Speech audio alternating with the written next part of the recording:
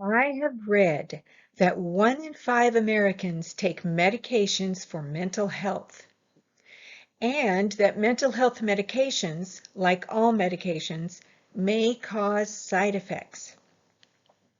Short-term medications can save lives, ease pain, or keep our body system stable while we heal.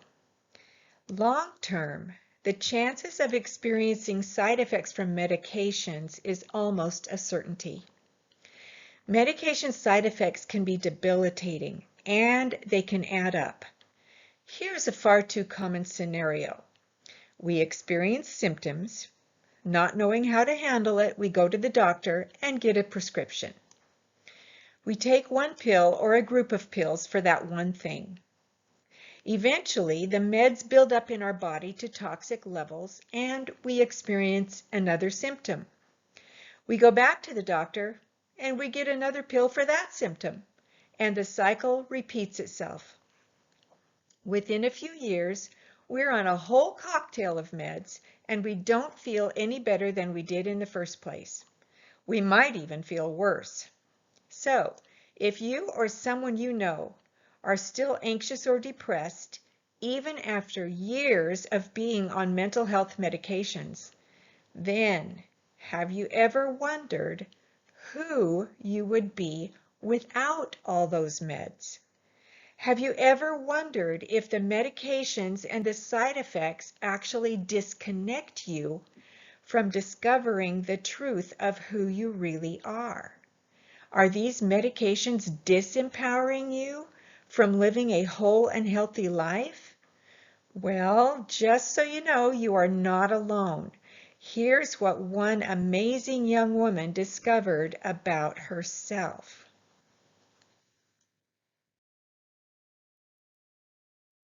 Brooke Seam was prescribed antidepressants after her father died when she was a teenager.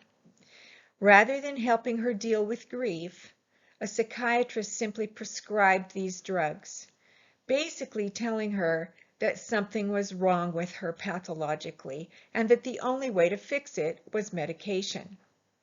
So as a teenager, she stepped into the hazy world of antidepressants, just at the time when she was forming the foundation of her identity. From that point, every situation she faced was seen through the lens of being broken, and she never knew that it was possible to feel whole.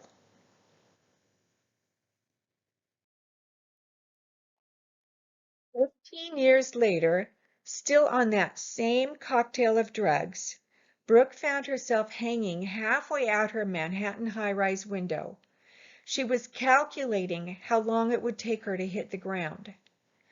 As she looked for breaks in the pedestrian traffic patterns, a thought dawned on her.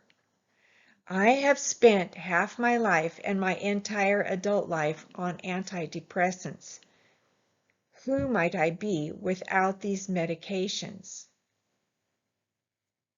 So rather than jumping out that window, Brooke reached out to her mom, who got her in touch with someone who could help her get started on the steps of tapering off the meds. Honestly, this is not an easy path because the mental health system is deeply entrenched with the world of pharmacology, less than the world of supporting natural holistic wellness.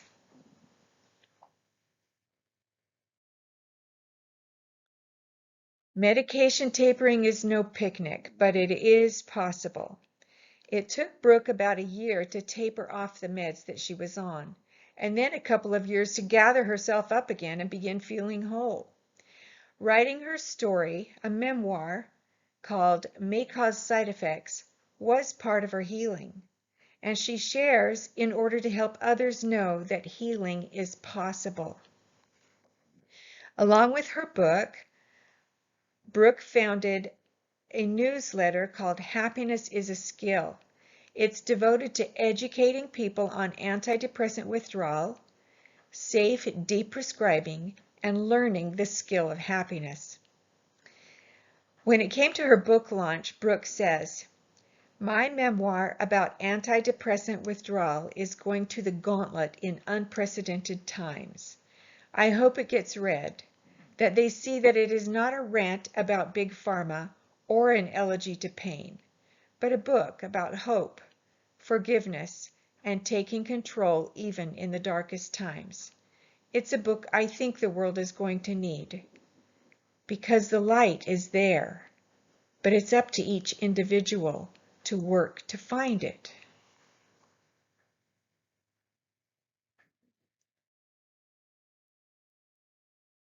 Being caught up in the never-ending cycle of mental health medications can be a traumatic experience in itself. Some people say that they stay on the meds just to avoid going through the withdrawal process, and that sometimes when you're tapering off, it can be difficult to discern whether the symptoms you experience are simply side effects or something more. If you experienced anything like what Brooke went through and are still depressed and suicidal after years of taking medications, maybe it's time to consider doing life differently. Could you perhaps entertain the possibility that underlying the belief of brokenness and habitual pill popping, there might be a real human being who has the potential to grow, to feel fully, to reconnect with life, and to even experience joy? Medication tapering is a daunting task, and there's a lot of things to consider to be able to come out on the other side. Now, I've not been on these types of meds myself, but I do understand the world of trauma healing. So first and foremost, I don't recommend that you go cold turkey and stop taking your meds all at once. That could shock your nervous system so much that you could end up hospitalized and medicated even more. So taper off slowly and don't do it on your own. You need the guidance of a licensed physician that understands your medications and how to work with you. You need to understand up front what you might experience in the process. There is good news, though. You are not the only one experiencing these things. I will put some resource links on one of the slides below. But beyond medical supervision for medication tapering, you need to make sure you are in a safe living situation, that you have a safe place you can be during this detox process, because that's what it is, detox. And it doesn't happen in a straight line. You will feel ups and downs as your brain and your body adjust and adapt to becoming free from the effects of medications. Sometimes you might feel worse before you feel better, or you might feel better and then worse. Often this happens just at the end of your journey. That's one reason that supportive relationships are key. Brooke had her prescribing physician, her mom, and a compassion practitioner for support. Research has shown that 90% of successful mental health healing happens within the context of a therapeutic relationship with a skilled, supportive, compassionate practitioner. So, if you don't already have compassion support, you can connect with Brooke on her blog and ask for her referral list of independent compassion support practitioners. I am confident that if you're brave enough to embark on this journey to wholeness, you will find your way to the right support practitioner at the right time for you. In this process, you might be surprised to find that there is a difference between the thoughts and emotions that come from medication side effects and the thoughts and emotions and perceptions that are the real you. It's important that you learn to reconnect with yourself and listen to your body. Identify your own nervous system cues and what it feels like when you shift from functional flow to survival activation to frightened freeze and back again. Once you have detoxed, you can learn to consciously use each of these states in a proactive way and heal the underlying issues that took you to the world of medications in the first place. It is possible to allow yourself to experience emotions, to learn to lean into them and let them even heighten and then subside, because they will. Emotions alone won't hurt you. They usually peak in just about 90 seconds and then subside. Allowing yourself to process emotions, even difficult emotions, can help resolve the biochemistry of stress, which then promotes better overall health. Learning the skill of self-directed compassion, as Brooke experienced on her healing journey, is one of the most effective methods of holistic healing. And when you can do that, you can rest, stabilize, and begin to explore new possibilities for your life. Brooke's story sends out a call for each of us to embrace what it means to be human. It's important to understand yourself, to respect yourself, and to love yourself more. Be brave. Get clear to the core. Let yourself fully experience what it means to be human, and then you'll be free to live and to love more fully.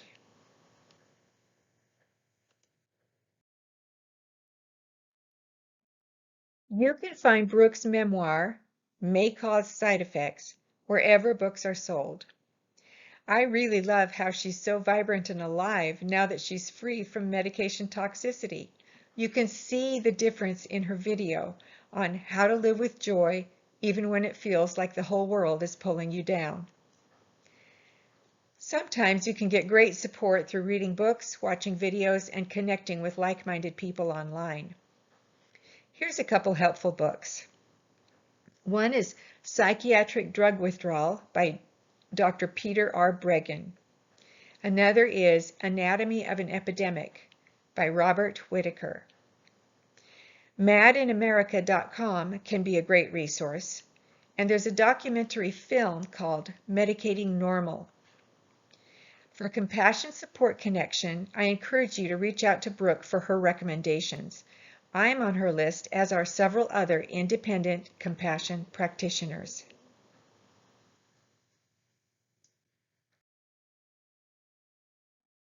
And just so you know, there is a specific therapeutic process for supportive compassion. Each compassion practitioner has their own personality and skill set. The right supportive practitioner for you should be someone who accepts you for who you are without judgment, knowing that what you are going through is the process of healing, and that the subconscious mind can bring up surprising thoughts and emotions that you consciously don't even know are there. Your supportive practitioner needs to have already done their own healing work so that they can be a stabilizing, encouraging lifeline and support to guide you through your journey. Now, your healing is your responsibility, but you don't have to go through it alone. You may need specific support for a time, but trust that you are capable. You have the ability inside you to choose to detox, to reset, and to harmonize all the aspects of your consciousness. You have the ability to show up for yourself and those you care about with more love and light than you ever thought possible. Choose to be whole. Take one step, and the path will open up for you as you go. Blessings of love and light from Jolynn Cornelson, Holistic RN, CompassionSupport.us.